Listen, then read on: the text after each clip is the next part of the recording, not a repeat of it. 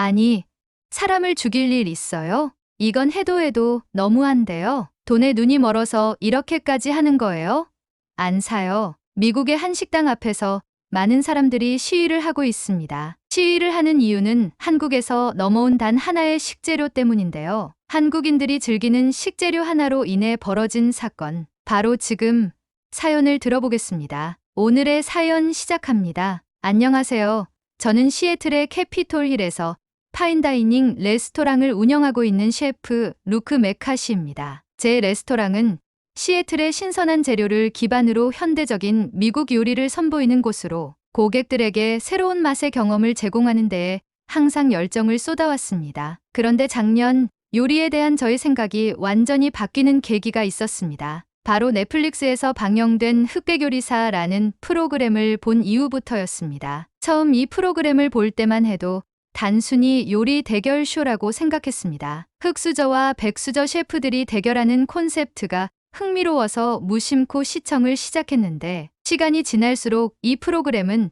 저를 완전히 사로잡았습니다. 특히 한 사람, 에드워드 리 셰프의 모습은 제게 커다란 충격과 영감을 주었습니다. 에드워드 리 셰프는 한국 태생으로 미국에 입양되어 뉴욕에서 자란 셰프입니다. 그가 운영하는 레스토랑 610 매그놀리아는 켄터키주 루이빌에서 남부 전통 요리의 한식 재료를 접목해 완전히 새로운 요리를 선보이는 곳으로 유명하죠. 하지만 제가 그에게 매료된 것은 단순히 그의 요리가 맛있어 보였기 때문만은 아니었습니다. 그의 철학, 그리고 요리를 대하는 태도가 정말 특별했습니다. 그는 프로그램에서 이렇게 말했습니다. 요리는 단순히 음식을 만드는 기술이 아닙니다. 요리는 문화를 연결하고 사람들의 편견을 깨뜨릴 수 있는 도구입니다. 이 말은 제가 요리에 대해 가지고 있던 생각을 완전히 뒤집어 놓았습니다. 요리는 그저 창의적인 음식이나 흥미로운 메뉴를 만드는 것이 아니라 다른 문화를 이해하고 서로를 이어주는 강력한 매개체가 될 수 있다는 사실을 깨닫게 된 순간이었습니다. 에드워드 리 셰프는 이전에 아이언 셰프 아메리카에 출연했을 당시에도 제 마음을 사로잡던 셰프 중 한 사람이었습니다. 그가 심사위원들 앞에서 한식을 기반으로 한 남부 요리를 선보이며 우승을 차지하는 모습을 보았을 때 저는 감탄을 금치 못했습니다. 그는 고추장과 된장 같은 한식 재료를 활용해 남부 전통 요리를 완전히 새롭게 해석했는데 심사위원들이 이 요리는 문화를 뛰어넘는다라고 극찬한 장면이 지금도 생생히 기억납니다. 그 순간 저는 생각했습니다. 나도 이런 요리를 만들어 보고 싶다. 나도 요리로 사람들의 마음을 움직이고 문화를 연결하는 셰프가 되고 싶다. 그가 흑백요리사에서 보여준 모습은 단순히 요리 실력 이상의 것이었습니다. 자신의 뿌리를 요리로 표현하면서도 새로운 시도를 통해 경계를 허물고 도전하는 그의 자세는 저에게 강렬한 동기부여가 되었습니다. 그리고 저는 결심했습니다. 에드워드 리 셰프처럼 나만의 독창적인 요리를 만들기 위해 한국의 재료와 요리 문화를 직접 탐구해야겠다고요. 그 결심으로 저는 2024년 가을 한국으로 떠났습니다. 한국의 전통 재료와 요리 문화를 몸소 체험하기 위해 짧지만 진한 여행을 계획했죠. 한국에 도착한 후 저는 광장시장과 통인시장 같은 전통시장을 방문해 다양한 음식을 접했습니다. 시장에서 처음 맛본 비빔밥은 단순히 한 그릇 음식이 아니었습니다. 신선한 나물과 고소한 참기름, 매콤한 고추장이 어우러진 그 맛은 미국 요리에서 경험할 수 없는 특별한 조화를 이루고 있었죠. 육개장은 또 어땠을까요? 얼큰하고 깊은 국물 맛이 제 입안 가득 퍼질 때 저는 한식의 매운맛과 진한 풍미가 왜 그렇게 많은 사람들에게 사랑받는지 단번에 이해할 수 있었습니다. 하지만 저를 가장 놀라게 한 것은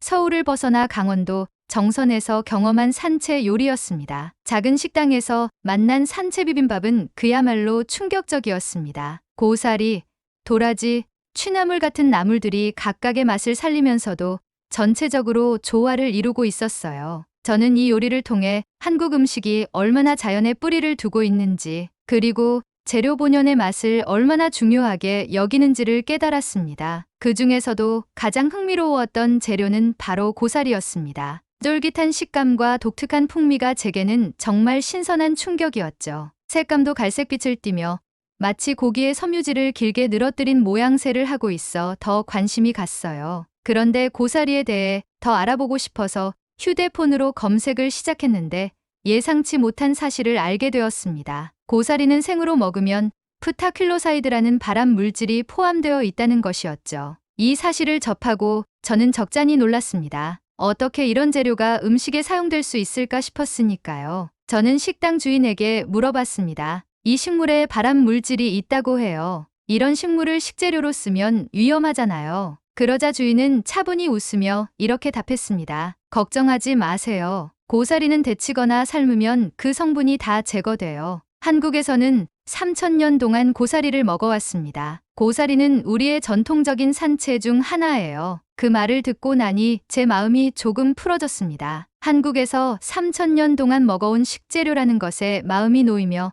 다시 한번 고사리를 쳐다보게 했습니다. 그리고 한편으로는 이 재료가 더욱 특별하게 느껴졌습니다. 이렇게 오랜 시간 동안 사랑받아온 재료라면 요리에 활용할 가치가 충분히 있겠다는 생각이 들었기 때문이었죠. 저는 한국 음식이 단순히 맛있고 독특한 것을 넘어 자연과 조화롭고 문화적으로 깊은 가치를 담고 있다는 것을 느끼게 했고 또 다른 깨달음을 주었습니다. 그리고 이러한 경험은 제가 시애틀로 돌아가 새로운 요리를 개발하는 데 강한 동기부여가 되었습니다. 한국에서 돌아오는 비행기 안에서부터 저는 머릿속이 복잡했습니다. 고사리라는 재료와 한국 음식에서 느낀 깊은 영감은 분명 특별했지만 그것을 어떻게 제 요리에 녹여낼지 막막하기도 했습니다. 한국에서 경험한 맛은 단순히 강렬하거나 색다른 것이 아니라 자연과 조화를 이루며 오랜 전통 속에서 완성된 것이었거든요. 저는 이 느낌을 그대로 재현하고 싶었고 동시에 저만의 방식으로 새롭게 표현하고 싶었습니다. 시애틀에 도착하자마자 저는 고사리를 활용한 요리를 개발하기 위해 한인마트로 향했습니다. 한국에서 보았던 데친 고사리를 구입해 손질하며 감을 잡아가려 했죠. 동시에 시애틀의 청정 산악 지역에서 자라는 야생 고사리에 대해 알아보기도 했습니다. 운이 좋게도 근처 농부시장에서 신선한 고사리를 채취해 판매하는 소규모 농가와 연결될 수 있었고 덕분에 재료의 공급은 걱정할 필요가 없었습니다. 저는 야생 고사리를 직접 데치고 삶아보며 한국에서 먹었던 고사리의 식감을 찾기 위해 강제 채식도 감행했습니다. 하지만 문제는 그 다음이었습니다. 고사리를 활용한 요리가 미국 손님들에게 어떻게 받아들여질지 전혀 예측할 수 없었죠. 고사리는 한국에서는 익숙한 재료지만 미국에서는 거의 낯선 식재료였습니다. 저는 이 재료의 매력을 손님들에게 자연스럽게 소개할 방법을 찾아야 했습니다. 가장 먼저 떠오른 것은 고사리의 식감을 최대한 살리는 요리였습니다. 저는 고사리를 대중적으로 즐기는 파스타와 리조또, 그리고 스테이크의 가니쉬로 활용해 실험해 보았습니다. 처음 시도한 것은 크림 파스타였습니다. 고사리를 얇게 썰어 부드러운 크림 소스와 함께 조리했는데 예상보다 훨씬 좋은 결과가 나왔습니다. 크림 소스의 풍미와 고사리의 쫀득한 식감이 기분 좋은 대비를 만들어냈거든요. 이후 동료들에게 이 파스타를 테스트로 선보였을 때 이게 정말 채소가 들어간 요리냐며 놀라는 반응이 많았습니다. 다음으로는 리조또에 도전했습니다. 저는 시애틀 지역에서 나는 신선한 버섯과 고사리를 조합해 크리미한 리조또를 만들어냈습니다. 고사리의 은은한 풍미가 버섯의 깊은 맛과 어우러져 아주 잘 맞는 조화를 이루었죠. 스테이크 가니쉬로 활용했을 때는 또 다른 매력이 있었습니다. 고사리의 쫀득한 식감이 부드러운 고기의 텍스처와 대조를 이루며 동료들에게 아스파라거스보다 더 훌륭한 가니쉬라는 호평을 얻었습니다. 그러나 이런 시도들만으로는 충분하지 않았습니다. 파인다이닝은 단순히 맛있는 음식을 제공하는 것이 아니라 하나의 이야기와 경험을 손님들에게 전달해야 한다고 생각했습니다. 저는 한국에서의 경험을 담아낸 코스 요리를 구성해야겠다고 결심했습니다. 가장 먼저 떠오른 아이디어는 코스의 메인 디쉬였습니다. 한국에서 경험했던 육개장이 떠올랐습니다. 육개장은 한국에서 제게 가장 강렬한 인상을 남긴 음식 중 하나였습니다. 깊고 얼큰한 국물 맛, 그리고 그 안에 들어간 고사리와 양지고기가 만들어내는 조화는 지금도 잊을 수 없습니다. 저는 이 육개장의 매콤한 풍미를 현대적인 방식으로 재해석하기로 했습니다. 우선 한국의 소고기인 한우를 활용한 타르타르를 메인으로 삼고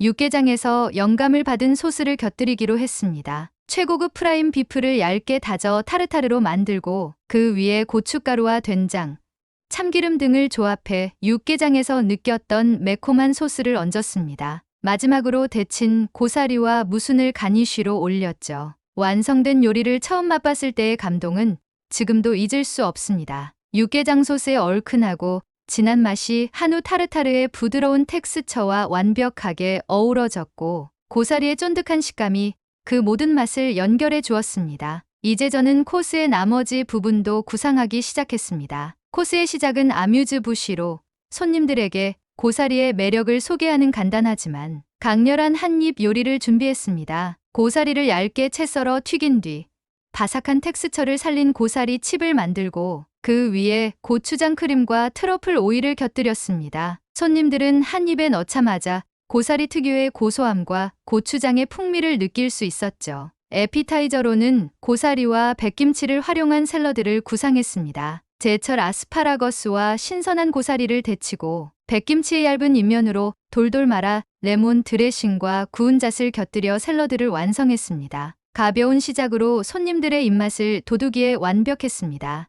디저트는 고사리를 직접적으로 활용하기보다는 한국적인 색채를 유지하면서도 코스를 부드럽게 마무리할 방법을 선택했습니다. 꿀과 생강을 활용한 아이스크림으로 전체적인 무게감을 덜어내면서도 마지막까지 한국의 풍미를 느낄 수 있도록 했습니다. 모든 메뉴를 완성한 뒤 저는 시범 디너를 통해 코스의 흐름을 점검했습니다. 몇몇 지인들과 요리 평론가를 초대해 코스를 제공하며 각 요리에 대한 피드백을 받았죠. 다행히도 큰 수정 없이도 메뉴가 완성도를 인정받았고 이제 손님들을 위한 준비가 끝났습니다. 코스의 이름은 한국의 흑백 재료와 시애틀의 밤으로 정했습니다. 제가 한국에서 느낀 감동과 흑백 요리사 프로그램에서 배운 철학을 담은 이름이었죠. 첫 손님들을 맞이하던 날, 저는 설렘과 긴장이 뒤섞인 상태로 음식을 준비했습니다. 손님들이 코스의 첫 요리인 고사리 칩을 맛보며 놀란 표정을 짓는 순간, 저는 이 코스가 성공적일 것이라는 확신을 가질 수 있었습니다. 손님들은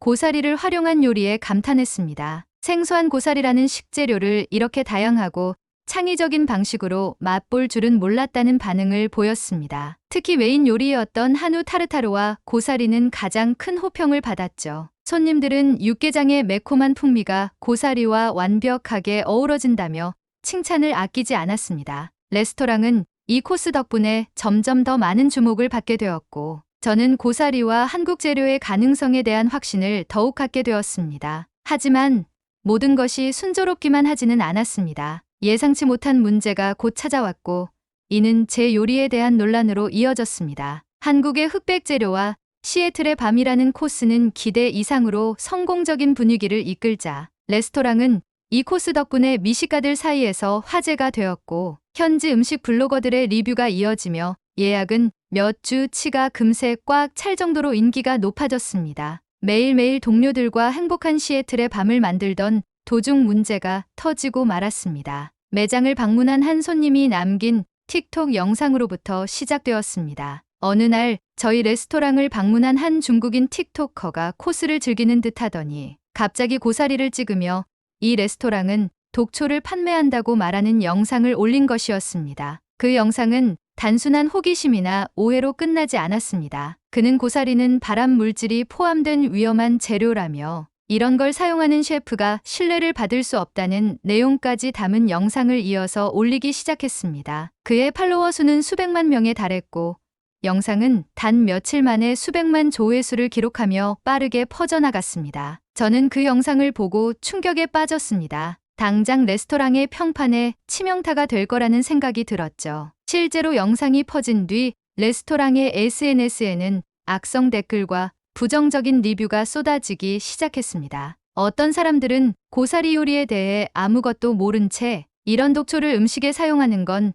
무책임하다며 저를 비난했죠. 한 손님은 이렇게 말했습니다. 고사리가 발암 물질을 함유하고 있다는 사실을 미리 공지하지 않고 무단으로 사용한 레스토랑은 처벌을 받아야 합니다. 라고 말하며 불매운동을 벌이겠다는 협박까지 하기 시작했습니다. 저는 단순히 이 문제를 방치할 수 없다는 것을 깨달았습니다. 가장 먼저 해야 할 일은 진실을 밝히는 것이었습니다. 고사리에는 발암물질로 알려진 프타퀼로사이드가 소량 포함되어 있지만 이 성분은 데치거나 삶으면 완전히 제거된다는 사실을 알리고 싶었죠. 그래서 저는 과학적인 자료를 수집하기 시작했습니다. 고사리에 대한 논문과 자료를 찾기 위해 인터넷을 뒤졌고, 한국의 전통 요리 방식이 고사리를 안전하게 조리하는데 얼마나 중요한 역할을 하는지 설명한 글들을 발견했습니다. 저는 이 내용을 토대로 고사리에 대한 오해를 풀기 위한 게시물을 준비했습니다. SNS에 올린 글에서 저는 이렇게 썼습니다. 고사리는 한국에서 3,000년 넘게 사랑받아 온 전통적인 식재료입니다. 생으로 먹으면 독성이 있을 수 있지만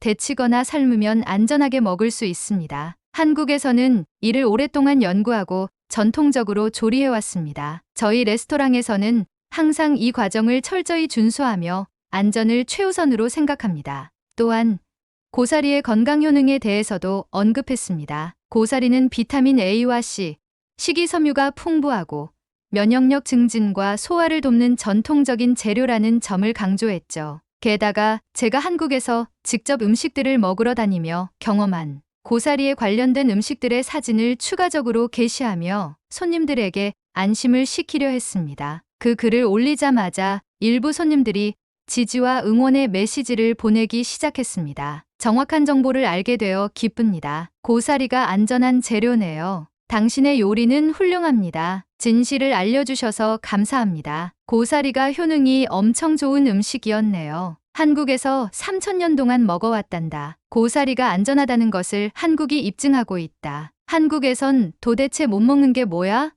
독초도 먹는 사람들이네. 대단하다. 하지만 여전히 악성 댓글과 오해는 완전히 사라지지 않았습니다. 저는 더 적극적으로 대응하기로 했습니다. 틱토커가 올린 영상은 단순한 오해를 넘어 명예훼손에 가까웠기 때문에 법적 절차를 밟기로 결정했습니다. 변호사를 고용해 틱토커와 직접 연락을 시도했고, 그의 영상이 레스토랑에 얼마나 큰 피해를 입혔는지 설명했습니다. 놀랍게도 틱토커는 이후 공개적으로 사과하며 영상을 삭제했습니다. 그는 고사리에 대해 제대로 알지 못한 상태에서 영상을 만들었다며 잘못을 인정했습니다. 그 일이 있고 며칠 뒤 저는 한인마트에서 장을 보다가 한 한국인 여성을 만났습니다. 그녀는 저를 알아보며 말을 걸었습니다. 혹시 고사리 논란으로 힘들었던 셰프님 맞으신가요?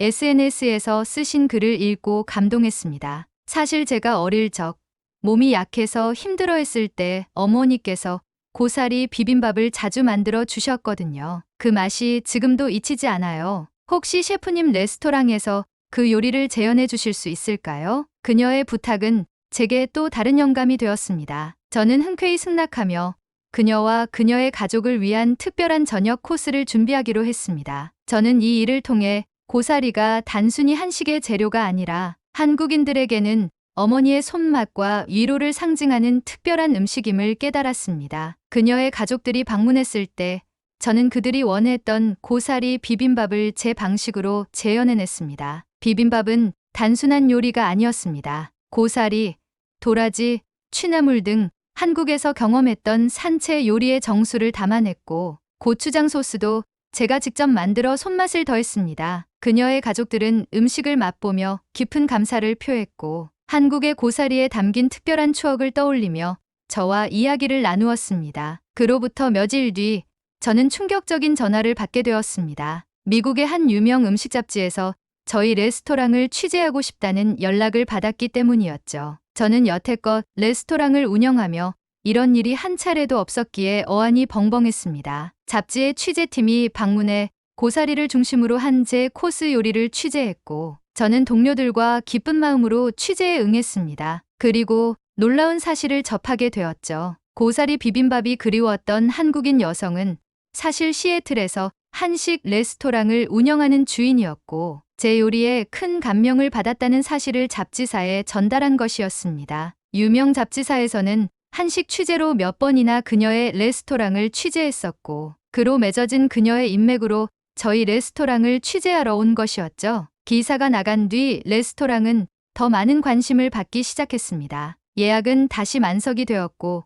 고사리를 활용한 코스는 시애틀의 미식가들 사이에서 화제가 되었죠. 그리고 저희 레스토랑에는 새로운 손님들이 찾아오기 시작했습니다. 한국에서 온 교포 가족, 한식을 사랑하는 외국인들, 그리고 단순히 고사리로 만든 요리가 궁금한 사람들까지 다양한 이들이 저희 레스토랑을 방문했죠. 저는 고사리가 단순한 식재료가 아님을 더 깊이 깨달았습니다. 고사리는 요리로 문화를 연결할 수 있다는 가능성을 보여준 특별한 재료였습니다. 에드워드 리 셰프가 말했던 것처럼 요리는 단순한 기술이 아니라 사람과 문화를 잇는 강력한 도구가 된 것이죠. 고사리로 인해 저를 알아본 한국인 여성과 그녀의 가족을 위한 특별한 저녁은 제게 또 하나의 전환점이 되었고, 고사리를 중심으로 한 요리가 단순히 맛있는 음식을 넘어 사람들의 추억과 감정을 불러일으킬 수 있다는 사실을 새롭게 깨닫게 되었습니다. 어느 날, 한 손님이 저에게 다가와 이렇게 말했습니다. 셰프님의 요리를 먹고 나니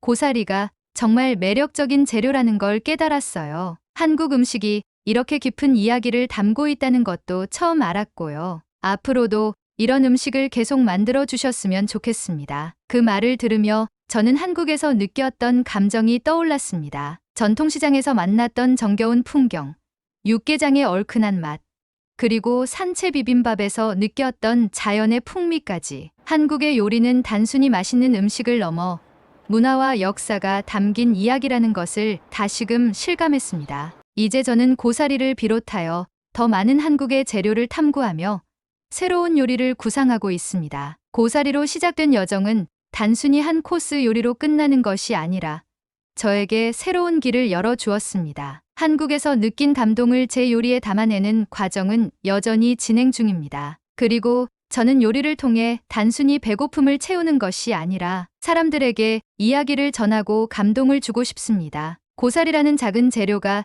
제게 가르쳐 준 건 바로 이런 힘이었으니까요. 마지막으로 저는 이 사연을 듣고 계신 여러분께 약속드리고 싶습니다. 앞으로도 한국 음식의 깊이를 탐구하며 요리를 통해 사람들을 이어주는 다리가 되겠습니다. 한국의 고사리와 시애틀의 밤이 만들어낸 이 놀라운 여정을 여러분과 함께 나누고 싶습니다. 요리는 문화를 연결하고 사람들의 편견을 깨뜨릴 수 있는 도구입니다. 오늘의 사연은 여기까지입니다. 2024년 한 해 감동 비디오를 찾아주신 여러분께 진심으로 감사의 말씀을 드립니다. 앞으로도 좋은 사연을 여러분께 들려드릴 수 있도록 최선의 노력을 다하겠습니다. 2025년 새해 복 많이 받으시고 가정의 평화가 항상 깃들길 진심으로 바라겠습니다. 겨울철 독감이 날이 갈수록 심해지고 있습니다. 실내와 실외의 온도차가 극심한 만큼 건강에 유의해야 될 것 같아요. 목 건강이 독감의 가장 좋은 예방법이라고 합니다. 마스크는 필수로 착용하시는 게 좋다고 하며